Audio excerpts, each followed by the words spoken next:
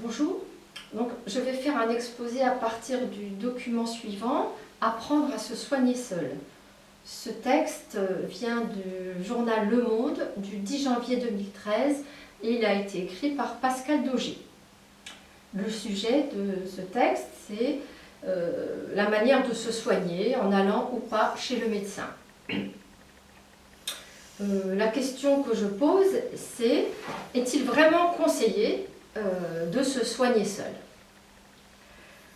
Pour répondre à cette question, mon exposé aura deux parties.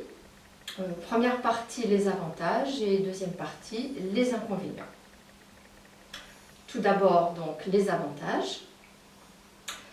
Le premier avantage, il est plus rapide de se soigner seul. On peut gagner du temps en n'allant pas chez le médecin, en allant directement à la pharmacie. On va pouvoir prendre des médicaments tout de suite. Par exemple, si on a le rhume ou un peu de fièvre, on va tout de suite pouvoir se soigner. Alors que pour aller chez le médecin, il faut parfois attendre 1 ou 2 jours pour avoir un rendez-vous.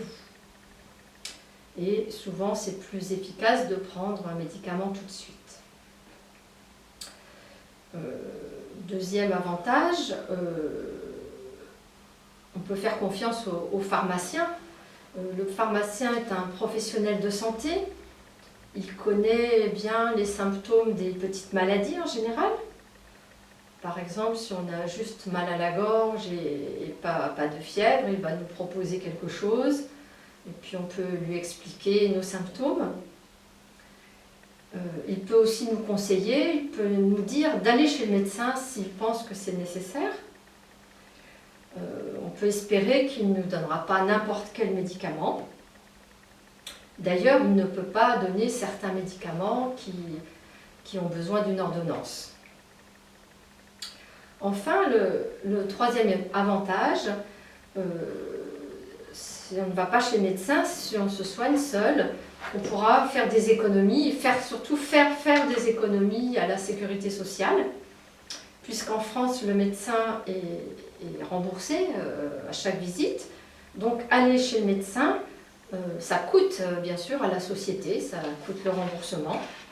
Et c'est dommage de payer un médecin, d'avoir ce remboursement si le problème était très bénin, s'il n'y avait pas besoin de l'avis d'un médecin. Au final, on coûte cher à la société, alors qu'on peut se soigner avec quelques médicaments. Mais, il y a aussi des inconvénients à se soigner seul.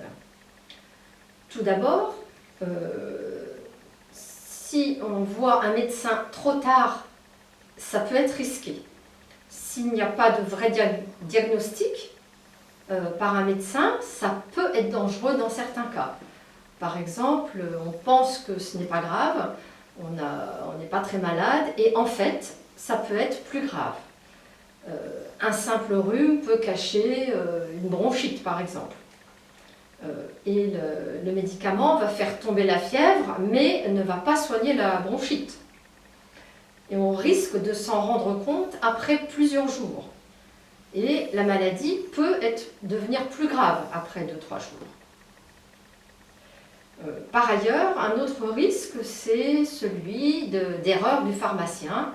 Bien sûr, le pharmacien est un spécialiste, mais il n'est pas médecin. Il peut bien nous conseiller et peut-être mal nous conseiller. Surtout, il ne nous connaît pas personnellement comme nous connaît notre médecin. Il ne nous connaît pas aussi bien. Bon, en général, le pharmacien ne prend pas de risque, mais il y a quand même un petit doute. Enfin, le prix. Le prix, c'est important. Cela peut nous coûter plus cher de nous soigner seuls. Il y a des médicaments qu'on peut acheter avec une ordonnance et qui nous sont remboursés, même des médicaments simples. Et si on achète ces médicaments sans ordonnance, on ne sera pas remboursé. Et par ailleurs, si on s'est trompé de diagnostic, si c'est plus grave que ce que l'on pensait, on va être obligé de racheter d'autres médicaments. ou alors de se soigner plus longtemps. Donc finalement, ça coûtera plus cher.